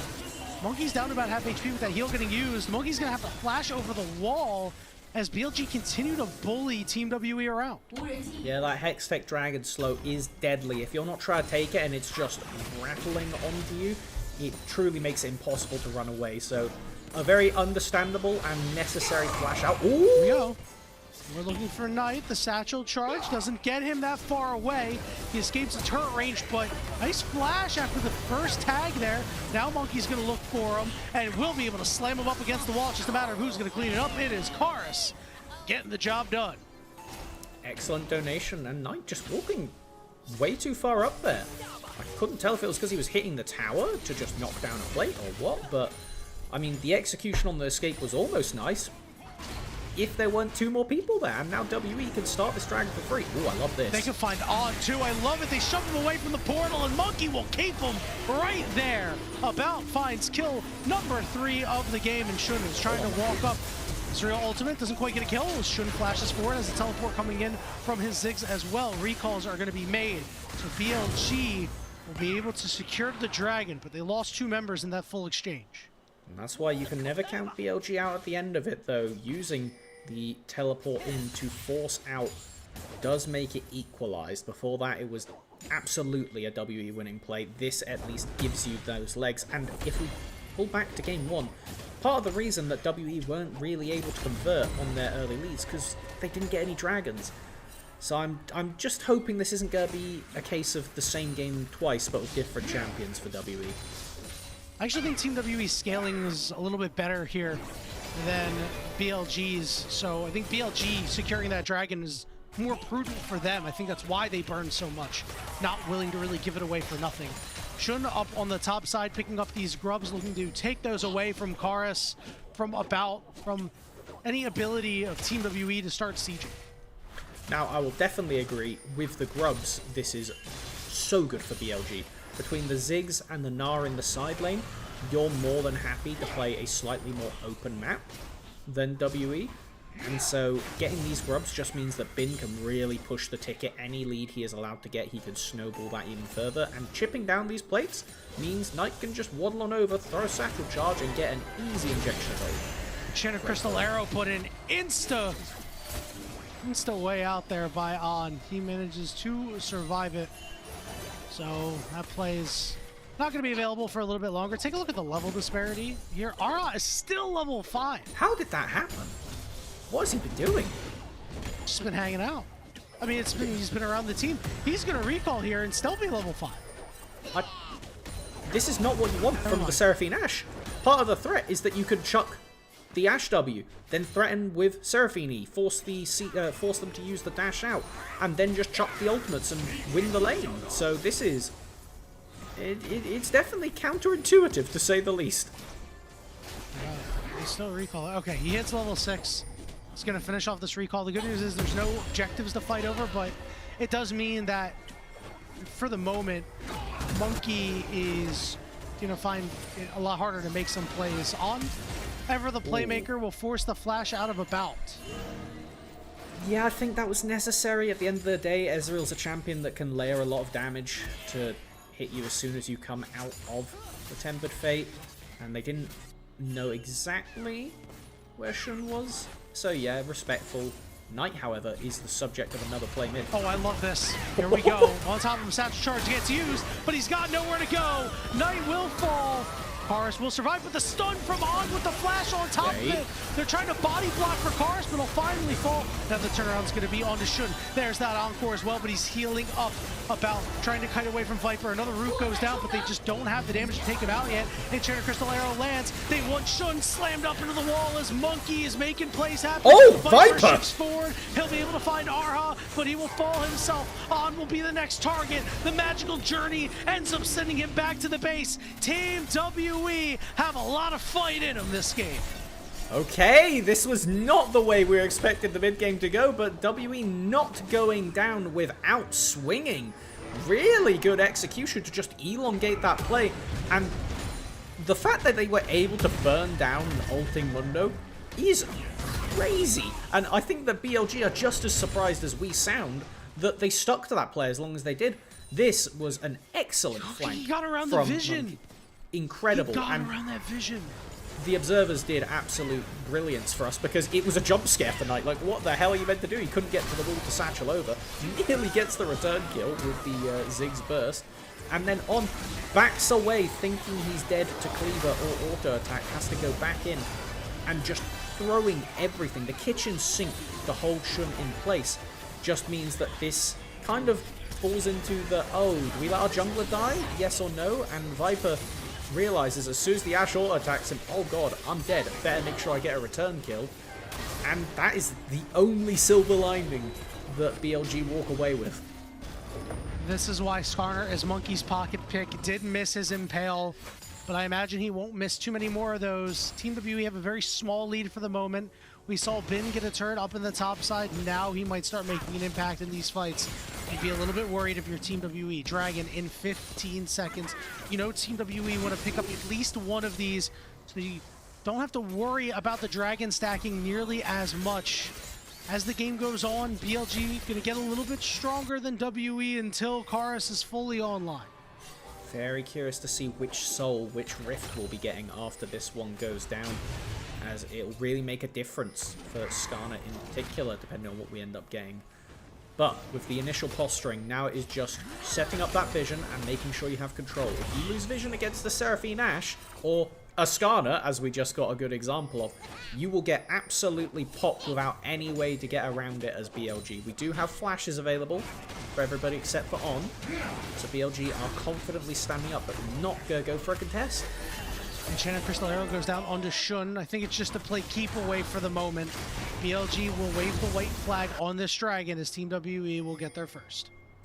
So we truly see the distinction in style right now. BLG going with what we expected to on the day and saying, alright, we've given Bin a good lane. Let's just leave him to run amok. Oh, good ghost. Very nice job there by About. He will be okay. This means that Viper and On will be able to get some work done on this turret, and they whittle it down. Herald on the table. We'll see who's going to be able to pick this one up. Monkey out of vision for the moment. We know that he might make a play on the On here. That he will show on mid lane. Maybe to transition this up to the top side and go after Bin. Bin, Herald, both available to take, as just using that Void Grub value, Bin is just... 2 levels up. It's wild. Oh my god.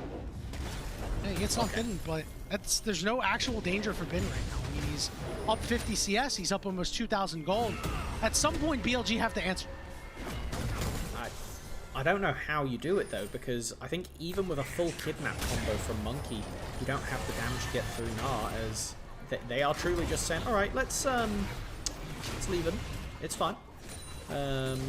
This is just a problem we'll deal with. We'll deal with it later when Azir scans. Oh, beautiful. Nice move there by Karis as the turret will force On down. Knight will be able to trade out. Ends up being a 1-for-1. And by the looks of it, he will be able to come back and get that tower, because a Seraphine cannot really do much from the support role to stop a Ziggs hitting it. Should knock it down, use the satchel charge any moment now to get that big injection of gold. I'm assuming he's just waiting for the cooldown, or oh, he's letting the minions die. Okay. What a tryhard, man. Well, Monkey shows up. Viper will shift away from the Impale. There's a big tool down. I'm very surprised the Monkey went for that. It was incredibly greedy, is the only way I can put it, because unless you know for certain Ezreal has just arcane shifted, I don't know why you ever think that's going to hit. Like, the Viper has to be truly asleep at the wheel, and we've already seen him have to play mega weak side this split already, so we know he doesn't exactly go to bed like that. He is paying attention. Well, Monkey's gonna go pick up some Krugs. Not gonna get a ton of value on that play, so it feels like Team W are sputtering out a little bit here. Cube gonna get chased down as BLG infests the top side jungle of Team WE as they're looking to keep the pressure on. Oh. We found About. Are we gonna get anything more? Encore just hits the minions, and About is forced away. Heal got used as well, and the turret will fall. And with that layered damage from the 2 ultimates, you just can't contest. Wait, okay. The swap is here. The Enchanted Crystal Arrow doesn't land, but here is Karis. He's looking to hone in on Viper, who flashes over the wall. Karis will flash after him, not hit him with the Emperor's Defy. Viper's still alive. Shun will be able to clean up Karis. Arha dies. Team WE are caught in the middle. Monkey says, see you later. His Cube is going to go all out on Shun, but now has to try to run away. About going to rejoin this fight, but BLG are very healthy. A disastrous play, and BLG are starting to take control. I think that was a miscommunication from WE, because the TP swap play isn't bad. Like, going for that flank angle was nice, but the problem is About had already left because of the aforementioned getting chunking out, so where's your damage? Like, let's watch back this play. At this point, About has committed to walking away and recalling. He fires off the arrow that does not hit, but unless you turn and focus one guy, you just simply don't have the damage, having to use the shuffle to close the gap. No more of the soldiers left for Karis to be able to last hit Vipers. Now we get another one. Bin getting chunked but not going down. A tough one to let slip away. Bin has built himself a 2,000 gold lead. BLG have built themselves a 3,000 gold lead, and we did talk about it a little while ago. This is the point in the game where BLG are going to be notably stronger than Team WE until we get to late game Azir. And even then, getting to late game Azir doesn't matter if you are forced to shuffle every time On throws a Tempered Fate in your direction. And if you don't shuffle it, we just saw what happened to About, but later on in the game, there's no health bar left over. Like, with the Infernal Dragon spawning now, if you allow BLG to just stack these up, truly, you will die from 100 to 0 to that play that About just had to receive earlier on of Bardo into Ezreal's Exalt. It's tough to deal with. I think you can give away a couple of the dragons, but you can't really give away the soul. Oh, I'm going to have to ask your opinion on this. Perhaps we'll resume the conversation after, but we do have the rocket belt completed for Knight, so he has that extra mobility to dodge away from the shuffle. Not just that, dodge away from Arha, dodge away from About, and, you know, you'd be dodging away from On's ultimate if he was on the other team. On with a nice dodge there, Chain of Crystal Arrow lands on a Knight. They can't actually do anything. Monkey taking a bunch of damage. There's the encore, but guess what? It's Knight's Mega Inferno Bomb getting it done. About has to try and do something. He's able to find On. Now they're going to look for Shin next, but Knight with the rocket belt finds About. He's just styling on these guys. Nothing Chorus can do, and BLG have the kill lead, and the game is in their hands. It took 20 minutes, but the BLG hands check showed up to the game, and it completely rolled all the momentum that WE had. There was a moment there where WE could have gone for the contest, and if they just walk away with an even amount of kills, the game is still playable. Now, it looks much more difficult, as there is... Yeah, On's just getting vision, okay. And there's just nothing that Cube would be able to do about it. So difficult for Team WE to try to navigate. I feel like the gold deficit has gotten so wide to the point where we are not going to see Karis get to this late game. In the blink of an eye, he has found himself down in nearly 2,000 gold. These solo laners of BLG are uncontested, undisputed, best laners in the league. And any small advantage that they get, they can absolutely widen it to leads like this. Let's take a look at this replay, Melvin. Let's break it down. It was an excellent ult from On, and then it was exactly what was being foreshadowed. The burst play comes out but doesn't actually combo, and then Monkey is left in the terribly awful position of just being barraged over the wall, and as soon as we see the attempt to save, that is when Knight throws all of his damage at the stationary Seraphine. She dies from full, and at this point it is just BLG truly understanding their range, understanding their champion, and understanding their out. Viper with a fantastic shuffle to not get taken down by the Azir wall, as Rift Herald has been used top lane, has cracked open most of that top tier 3 tower for BLG, as the Baron setup is the next place to turn our attention. A little bit of Riftbound violence in that last play. Ezreal is indeed a better deck than Azir. It's happening in Riftbound, it's happening in this game right now. That Baron, as you mentioned, is up. Team WE, I think they just need to try to turtle out as best they can. The problem is, I think that WE might just try and force a play with all the tools that they have. They have good tools. They just don't have the strength right now. There's Monkey trying to immediately force that play. It's another Impale that does not land. He gets hit with the Bard ultimate, and now they're going to stun him and target him out. There's no way for him to return the team. A flash away. Encore's only going to hit the one. Arha's got a flash. He will survive on a sliver. Ezreal will not be able to snipe him out, but Bin trying to get close with Mega Arm won't be able to do so. They'll take the one member for now and head to the Baron. It's been a relatively quiet game from the top lane. Cube at the 0-0-0, Bin getting his first assist during that series of play. It's truly just been leave the top gap to happen, and it's not really mattered because of how much impact the rest of BLG has been able to get done as we have moved into the mid game now. Congratulations to Bin, who has his first kill participation of the game. After that play, Cube still holding up the 0-0-0 record. To be fair, we've seen somebody win with that. We've seen Hoya do it. Can Cube with it? Not win in spite of going 0-0-0, but won because of going 0-0-0. I don't know if this is going to be the game for them. Monkey showing up, seeing On, saying, you know what, I'm out of here. I'll think better of this play. And despite the 1-2 and 5 scoreline that looks solid enough, it's been a disappointing game for Monkey, who, after a solid enough early game, has loved a lot of these fights. It's one of those things where we had the setup in bot lane, and it felt like WE never really connected to punish the Ezreal Bard. Like, obviously they're very difficult to punish, but you still need to try, otherwise they just get to sail through the game for free. And we're not doing anything. Oh, bye About. Bye About. Oh, bye Chorus. You're dead too. Ooh. All right, next victim, Cube. He will have his first death of the game.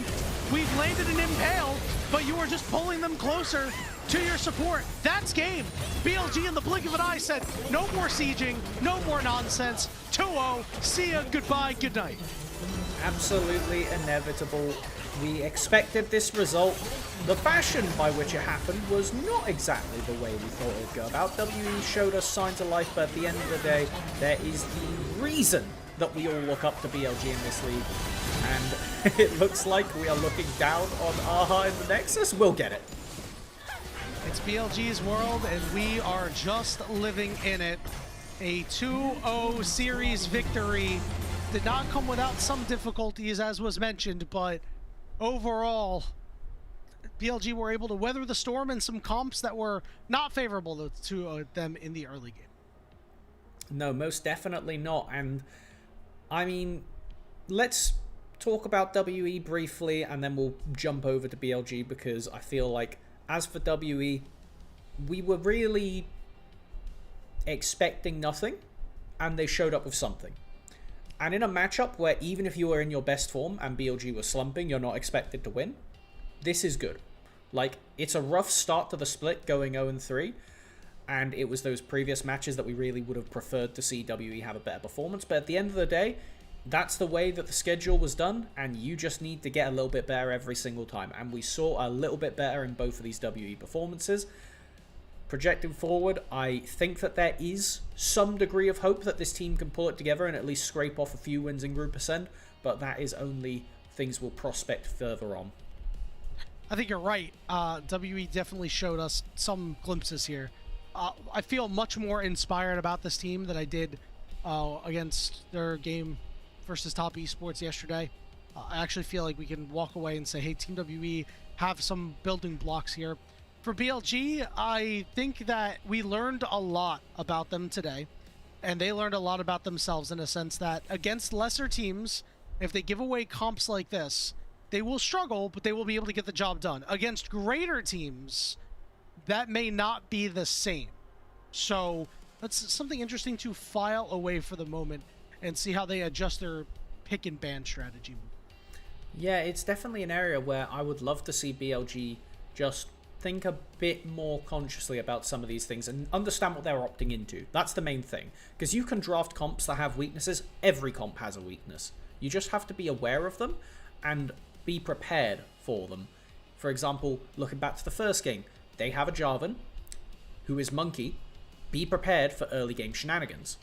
They weren't prepared for any early game shenanigans, and Viper was the one that suffered for it, and it took quite a bit of the game for BLG to draw himself back into it. In this second game, it was just not really playing respectful around a lot of the windows for this Ashe to fight in the river, for Monkey to gank mid lane, for Karis to find those Azir shuffles. So BLG definitely can walk away with this going, okay, yeah, obviously we won, everybody expected us to 2-0, but there is takeaways. There is something that they can use to make sure that they aren't going to have games stolen away by higher tier opponents. And I think that's so important because this is a team that, obviously, first stand champions, they're going to carry the torch for LPL for the year, it looks like. Obviously, things could change between now and then, but it's a team that we expect to show up to likely every international. And as long as there are things for them to work on, that's good. This team, we want them to get better and better as the year goes on. We do not want them to stagnate. You take a look at some of the charts here. Obviously, the scoreboards are going to make this look a lot closer than it actually was, but that's also going to tell a story of Team WE showing some fight, and they must be respected for that. Absolutely, there is stuff for them to do going onwards, but don't look at the top lane kill participation. Don't look at top lane kill participation. No. Look at that support kill participation, by the way. On played lights out this game. He did die 5 times, but I don't care, man. This man, absolutely MVP in my mind for this game. I mean, that flash bar Q was very beautiful. Nice. That was very nice. I don't play that champion, and the next time I play that champion, I'm going to try this exact thing. They knew. And it's going to fail spectacularly. Oh, absolutely. I mean, Carrier whiffs these things half the time anyway. What do you mean, absolutely? Pause. I'm not saying that as an offense against you. You need to listen to the second part of the sentence. I'll have you Carrier know I was whiffs half of diamond them. in Season 5. Oh, my ancient goat. I love it. That's fantastic. Against plumbers and milkmen. Oh. Diamond in Season 5. That's really good. That is really good. Like, You know, we're not going into an ELO inflation topic. Let's finish the post game. All right, so Melvin, we think this is going to be an on MVP. Who are you giving player of the series to? Is it Shun? It could. I don't know if I want to give it to Knight after just walking up and getting Raw Azir rolted on the tower, even though the rest of the game was nice. Hear me out. So, obviously, Shun had a really large impact in the first game. Didn't really do much in the second game. He was, pretty much played itself. I think On set up a lot of these plays. I think On had a big enough impact in that first game that you could give him player of the series for it. Discuss. Yeah. No, I think you're right. Right. I think that That'll works. It, guys. That's it. No, the Nico played a significant enough part in that first game, acting as one of those main disruptors. Obviously, for the first game, I think Bin was just as much of a big disruptor in those fights, but this game, he just kind of gapped top lane, which, when you're Bin, it's like, yeah, that's to be expected, right? So, sure. I don't think it's top lane. I think jungle's debatable. Don't think it's mid lane. Viper did exactly what he was told, but that doesn't mean it's a glamorous performance. So yeah, I think you're right. I think it's either On or... I think it's going to be a split vote, but On's probably going to win. That's going to be... Excellent. I hope we're right. I hope that we're in lockstep with the actual broadcast. Let's go ahead and take a look at the standings now that we have another day of LPL in the books. Group Ascend is now headed by BLG, with IG just behind them with the same game score. Top Esports and NIP occupying the 3rd and 4th place spot at 2-1. AL in 5th at 1-1. JDG still yet to play a second game, currently 0-1 in 6th. And then, of course, Weibo Gaming and Team WE rounding out Group Ascend, still winless for both squads. I think one of those is to be more expected than the other. And at least going off of how we have for Weibo, I think it's concerning. Something that we do need to keep an eye on, because when we start to think about all these teams should in theory get better as the split goes on. And if WE is starting to show some light now, there is the potential for them to just snag a game from really most of these teams in Group Ascend as the split goes on. And at that point, you've got to make sure you're winning the 50-50s. You've got to make sure you're going 2-0 up in the double round robin against your immediate competition.